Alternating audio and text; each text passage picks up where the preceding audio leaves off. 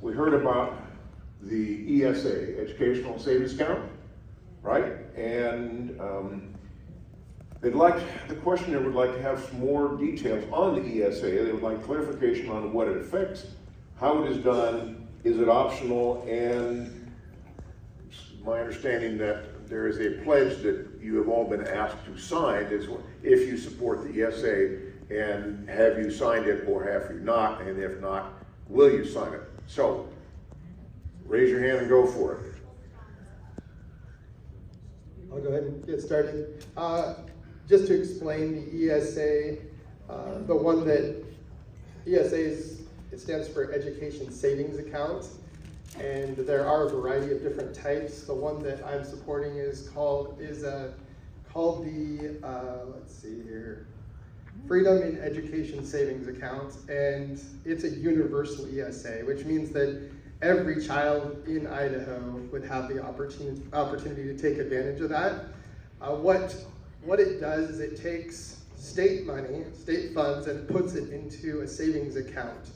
And that savings account is able to be used by the child's parents for any education expenses.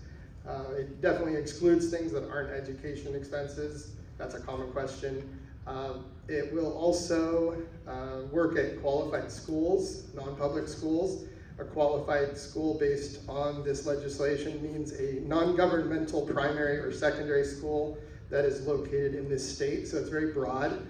And what it does ultimately is it allows the parents to have complete control of their child's education. They'll have complete control, which is an amazing thing. And with that, it creates a healthy accountability because when or if a child is pulled out of a public school, the money would actually follow the child out of that public school. 80% of the funds that the school would usually get would go into a savings account.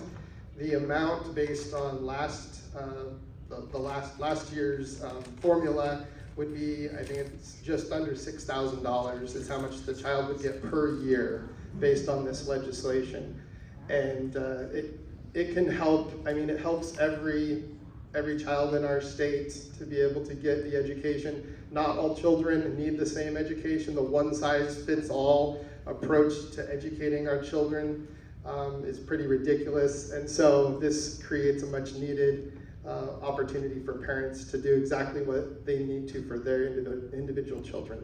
Is it taxable or not taxable? It is, the funds are not taxable. No, it's actually state allocated state education funds, but it's placed into that account, and since it's the parent's discretion where it goes, it can be used for even private religious schools, because the parents are choosing for it to go towards that, not the state. So it's not state-funded religious activity like people would be concerned about, but it's the parents that are choosing that.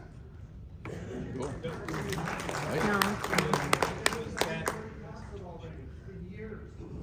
Does that align with Article 9? Okay. We need to keep the noise down, please. If you got a question, you want to follow up, write it, bring it up, and say it's a follow-up to that, but we don't want that. I'll quickly answer this, and then I'll pass it off to anyone else who has a comment. I think you're asking about whether or not it has an issue with the Blaine Amendment. The Supreme Court, the Blaine Amendment essentially says that state funds can't go to religious institutions. And that there's a Supreme Court ruling, actually 3 Supreme Court rulings. The most recent was on June 21st, 2022, that the Supreme Court ruled that states can't discriminate against religious institutions. So it's null and void that. And so we have another bill that would actually repeal the Blaine Amendment as well. But it's not necessary to repeal it in order to move forward with this education savings account. And then to follow up, why don't we have it already? I don't know, I just got there. But but I can tell you we're fighting for it. There's a wave across the nation.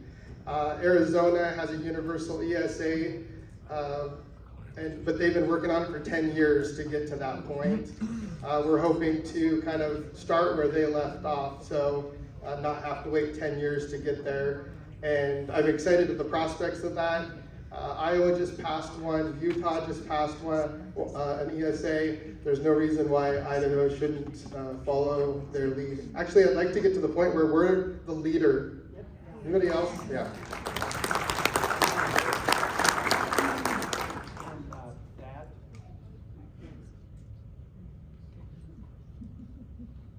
That's better? Okay. And to add to what he said, 10 years ago, my wife and I, Charlene, who was sitting back there with my mother-in-law, we went to Salt Lake, and the Friedman Foundation sponsored something, and that's where I was first exposed to this idea, the education savings account. The reason that it was named that is primarily because of the Blaine Amendment in various states, because they're like two-thirds of states have one. But it was that you could not take state money and use it for a private education, especially religious. So the way that was a workaround was that the money would go to the parents in an account, so that the parent could opt out of the traditional K through 12 public education system, and then they would appropriate the money to the provider. So that did stand up in a few court cases, but then it was all blown wide open recently with the Dobbs decision, a couple other, I'm sorry, that's on my mind too, but anyway, with the Espinoza decision and the three cases that he mentioned. And so I do think this is a great opportunity. In 2019, I introduced a bill that was an education savings account.